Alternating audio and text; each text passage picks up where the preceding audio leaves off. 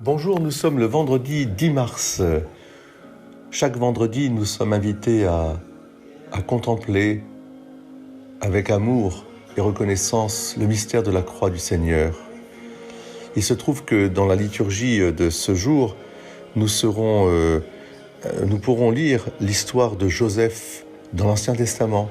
Joseph qui était un des fils de Jacob, le 11e, puisqu'il y aura ensuite Benjamin, le 12e, et qui était un fils aimé du Seigneur.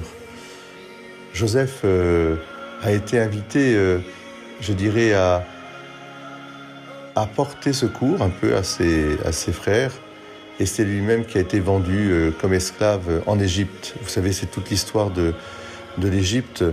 Alors nous aurons à contempler ce visage de Joseph, qui est le visage exact du Christ, c'est-à-dire à la fois celui qui est comme un agneau qui se laisse conduire à l'abattoir, qui ne dit rien. Un agneau aussi qui donne la vie, comme Joseph va donner la vie en Égypte, va devenir l'intendant du prophète, du pharaon. Et puis aussi, comme le Christ qui va pardonner à ses frères et sœurs, il va accueillir sa famille pour qu'ils puissent se nourrir. Joseph.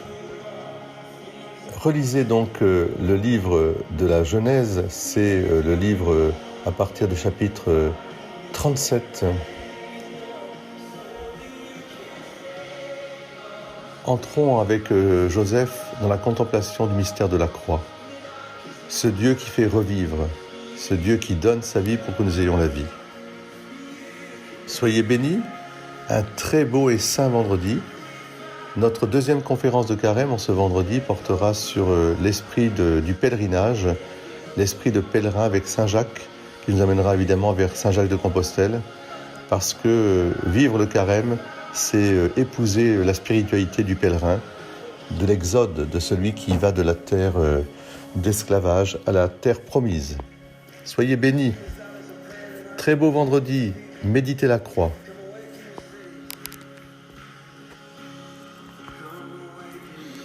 Je remercie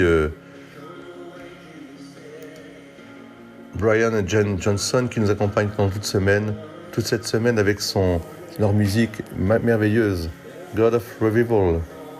Vous pouvez aller voir ça, écoutez cela.